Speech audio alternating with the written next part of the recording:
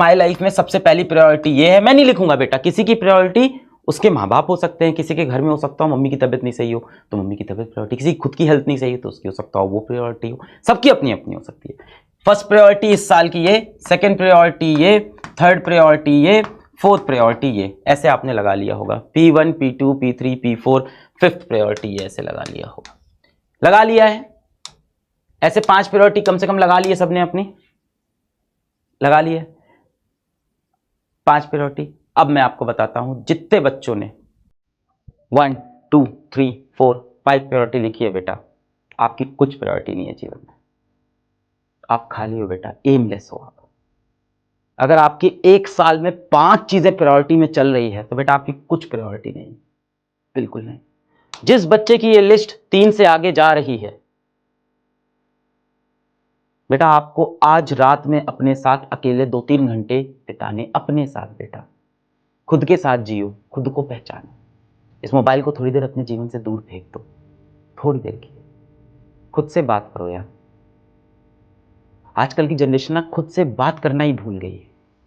इस mobile phone को दूर फेंक के 2 घंटे बैठ जाओ और अपने दोस्त बन के खुद से बात करना शुरू करो। मैं कौन हूं, क्या चाहता हूं मैं जीवन में, क्या अस्तित्व है मेरे को। हाथ कांपेगा, फोन की तरफ भागेगा, नहीं उठा, फोन दूर। फिर खुद से पूछो कौन हूं मैं, क्या चाहता हूं। दिमाग पे बोझ पड़ेगा, दिमाग भागना चाहेगा एक्सरसाइज से, दिमाग को पकड़ो कि नहीं भाई आंसर करना पड़ेगा, ये मेरे एग्जिस्टेंस का सवाल है, मेरे अस्तित्व का सवाल है। What do I want in life.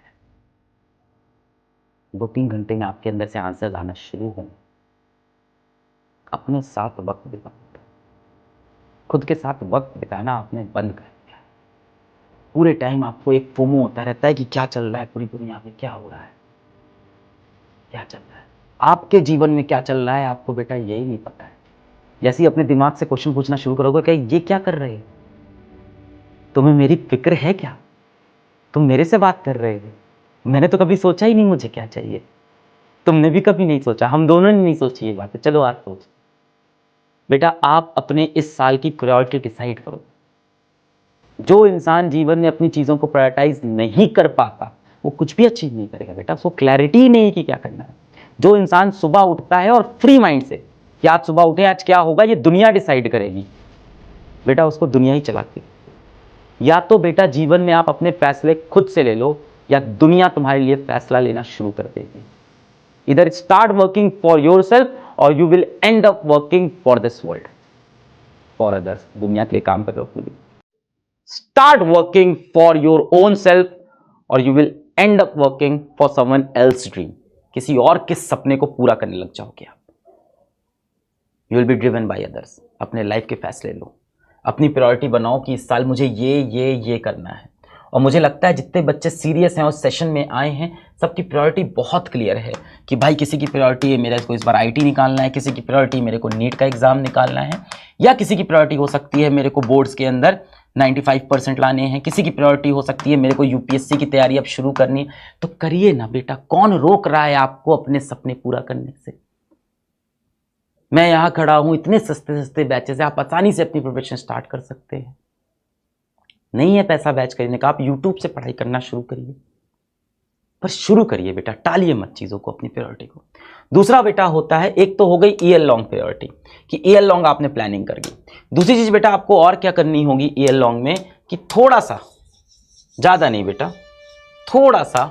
एक तो बेटा आपने प्रायोरिटी डिसाइड कर ली कि मेरे लिए फर्स्ट प्रायोरिटी ये है इस ईयर की, सेकंड ये है, थर्ड ये है, डिसाइड हो गया।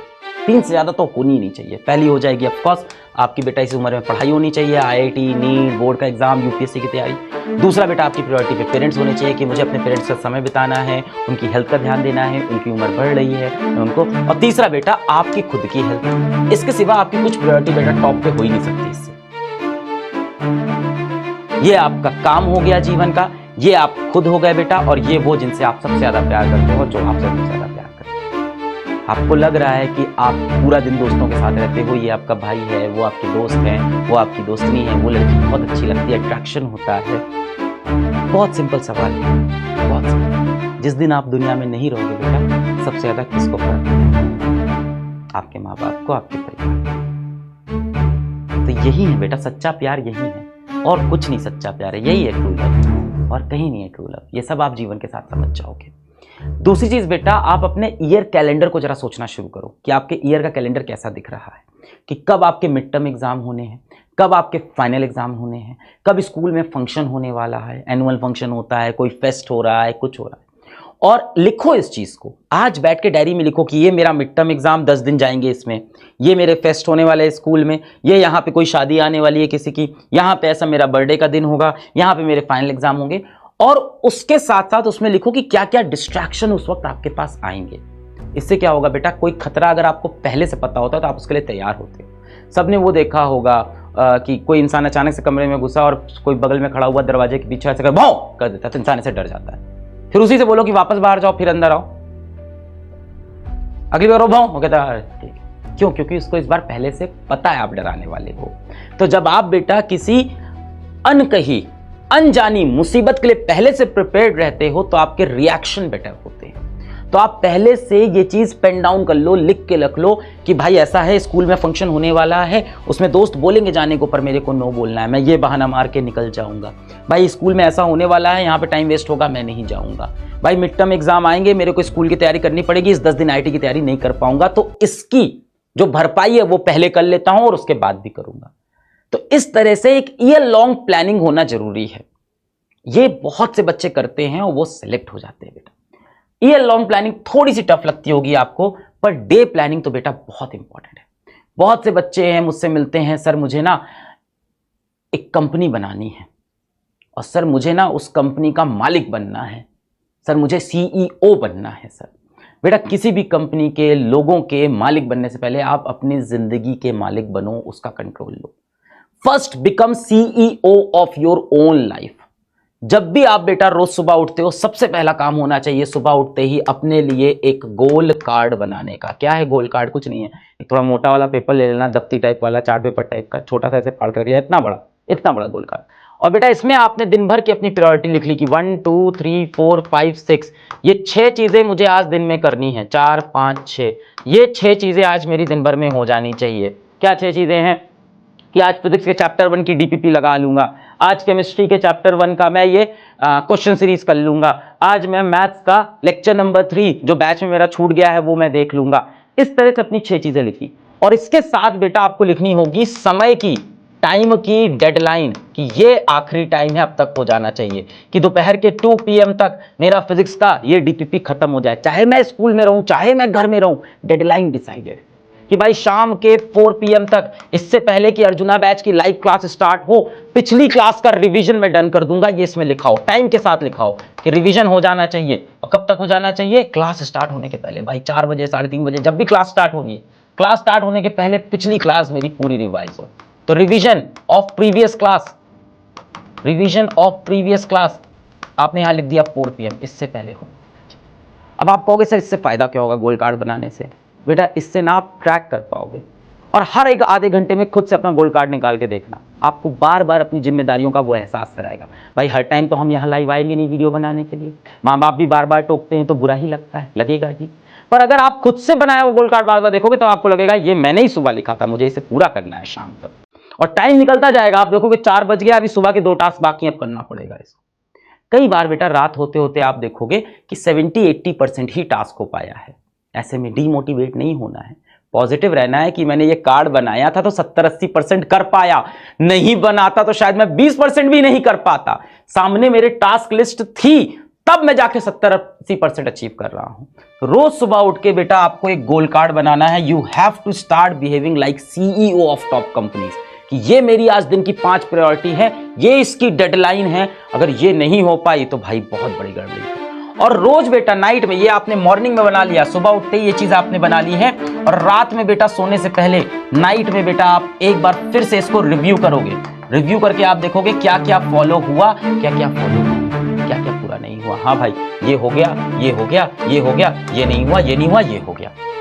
अगले दिन फिर देखिए, अगले दिन फिर देखिए। ऐसे बेटा आप ट्रैक कर पाओगे अपनी तैयारी को। वरना एक हफ्ते बाद अगर कोई आपसे पूछेगा क्यों आप पढ़ाई नहीं कर पाए, क्या रह गया, आपको पता ही, at least you will be knowing कहां कहां लैग होता है। इससे आप ट्रैक कर पाओगे कहां कहां लूप होल्स ये ऐसा होता है भाई, जो भी चीज़ मैं सोचता हूँ शाम को 7 से 8 करूंगा, उस वक्त कोई ना कोई दोस्त मेरा होता है जो व्हाट्सएप पे मुझे बिजी करा देता है। तो 7 से 8 पे मोबाइल को एकदम दूर रखना है, उस टाइम पे डिस्ट्रैक्शन। बेटा जितना आप ट्रैक करोगे ना खुद को, उतनी आपकी इफिशियंसी बढ़ेगी। जितना आप ट्रैक करोगे बेटा, जाहिर सी बात है बेटा, जितनी आपकी नीयत अच्छी होती जाएगी ना, उतना आपका काम बेहतर होता जाएगा। बहुत सिंपल है बेटा। किसी भी चीज का आउटपुट हो जीवन में, किसी भी चीज का आउटपुट, एक फॉर्मूला आपको, बहुत सिंपल फॉर्मूला लिखता हूं, किसी भी चीज का जीवन में आउटपुट आपको निकालना हो, किसी भी चीज का, तो बेटा आउटपुट ना जनरली क्या होता है, कोई भी फॉर्मूला होता है तो 1 2 3 4 5 वेरिएबल पे डिपेंड करता है। तो कोई भी वेरिएबल ले लेते हैं कि भाई आउटपुट आपकी एनर्जी पे डिपेंड करेगा कि दिन भर आपके अंदर कितनी एनर्जी थी, टाइम पे डिपेंड करेगा कि आपके पास कितना टाइम था, कंटेंट पे डिपेंड करेगा कि आपके पास क्या क्या कंटेंट था पढ़ने के लिए। बेटा मुझे लगता है ये कंटेंट वाला पार्ट तो सबके लिए बराबर है।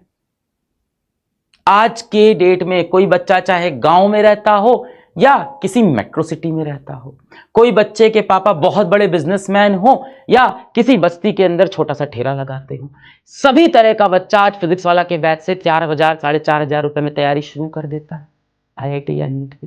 तो बेटा ये कंटेंट वाला फैक्टर तो अब यहां से हटा सकते हैं कि अब ये तो एक वेरिएबल नहीं, ये तो एक कांस्टेंट है। इतनी फिजिक्स इतनी मैथ्स तो आती होगी, तो फिजिक्स वाला ने इस कंटेंट को तो कांस्टेंट कर दिया।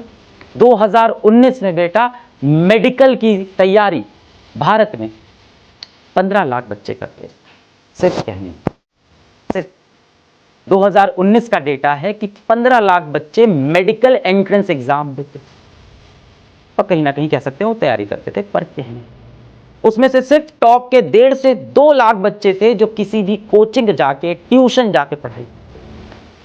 13 लाख बच्चे इस कंटेंट के अभाव में सेलेक्ट नहीं हो पाते। क्यों? क्योंकि ये कंटेंट मिलता था महंगी महंगी कोचिंगों के बंद कमरों में। वहां उनको मिलते थे वो टॉप के मास्टर्स, वो टॉप का कंटेंट, वो टॉप के असाइनमेंट, वो टॉप की टेस्ट सीरीज, टेस्ट एनालिसिस। ये सब बेटा वंचित थे, 13 लाख बच्चे वंचित थे इन सबसे। सिर्फ टॉप के 1.5-2 लाख बच्चे होते थे जो अफोर्ड कर सकते थे, वो लेते थे। तब कंटेंट भी एक फैक्टर था। आज बेटा कंटेंट फैक्टर नहीं, आज कंटेंट यूट्यूब पे फ्रीली अवेलेबल है। फिजिक्स वाला के बैचेस में फ्रीली अवेलेबल, फ्रीली क्या मतलब, ठीक है 4,500 मुझे पता है कई लोग के लिए 4,500 भी टफ होता है, तभी मैं कहता हूं यूट्यूब पे भी कंटेंट है। तो ये तो बेटा कांस्टेंट हो गया ना, जो चीज सब तक पहुंच सकती है। अब बचा क्या बेटा, एनर्जी और टाइम। अब बेटा समय ना सबके पास लगभग बराबर है। किसी के पास ऐसा है स्कूल जा रहे हैं, कोई स्कूल नहीं जा रहा, मैं उसकी भी बात करूंगा आगे, स्कूल अटेंडिंग नॉन अटेंडिंग की। एनर्जी बेटा आपके ऊपर डिपेंड करती है कि आपकी कितनी एनर्जी, वो भी मुझे लगता है क्योंकि अभी आप यंग एज में हो। ऐसा नहीं है कि आप लोग बहुत बुढ़े हो गए हैं, 70-80 साल के हैं, किसी को दिल की बीमारी है, किसी कोई और बीमारी है, तो सबकी एनर्जी अलग अलग है। नहीं, अभी आपकी लगभग एनर्जी भी सेम है, तो यहां से भी बहुत ज्यादा फर्क नहीं पड़ रहा है। तो आउटपुट डिपेंड करता है बेटा किस चीज पे, आउटपुट अब डिपेंड करता है इस कांस्टेंट के पे। ये कौन हो बेटा, ये आप हो और आपका इंटेंट है, ये आपका इंटेंट है बेटा। आपका इंटेंट जितना ज्यादा होगा आउटपुट उतना ज्यादा, और आपका इंटेंट जितना नेगेटिव होगा आउटपुट उतना नेगेटिव। बहुत सिंपल तरीके से समझा रहा है। कंटेंट बेटा सबके पास बराबर है। अर्जुना बैच जितना बच्चा पढ़ता है भाई, 1.5 लाख बच्चा पढ़ता है, सेलेक्ट तो सारा नहीं है। सबके पास वही मास्टर्स, वही IIT मेंस एडवांस कंटेंट, वही नीट के सारे क्वेश्चंस, ढेर सारी टेस्ट सीरीज, उसका एनालिसिस।